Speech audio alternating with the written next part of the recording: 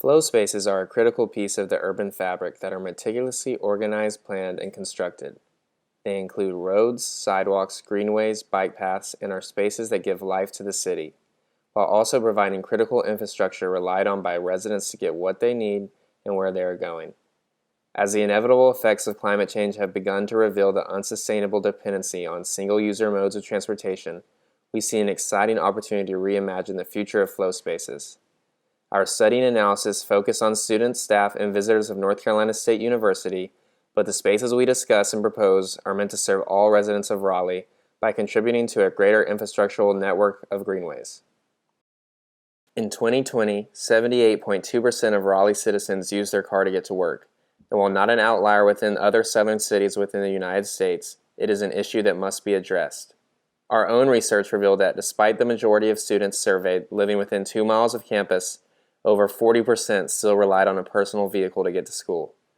We also asked those that were comfortable with sharing their approximate home address to do so, to illustrate the proximity of so many students to the Rocky Branch and Reedy Creek Trail greenways. The results revealed the majority of students live within minutes of the greenways but rarely, if ever, use them. The response also reinforced the need that any intervention support not only those in close proximity to campus, but also those living in student housing beyond the periphery of the university. Our analysis pointed us to the shortcomings in the recently completed Gorman Street Connector, a short protected bike lane that connects the Rocky Branch and Reedy Creek Trail greenways.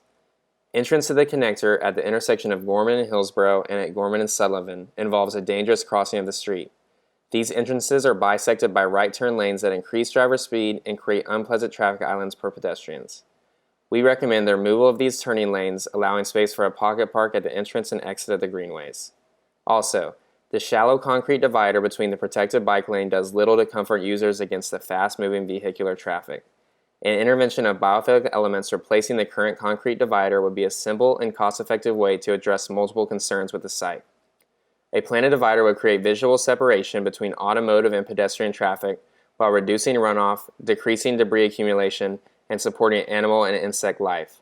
The bridge portion of the connector currently uses bollards that we would replace with movable planters to provide emergency flexibility with minimal construction. The remainder of the divider would require minor excavation to be filled with a range of grasses and greenery. We believe these minimal interventions in the connector would increase usability and enjoyment for cyclists and pedestrians alike. We were inspired by the street design guide used by the City of Minneapolis and believe while Raleigh is home to an expansive and growing greenway system, it is important to be critical and thoughtful about future and existing portions.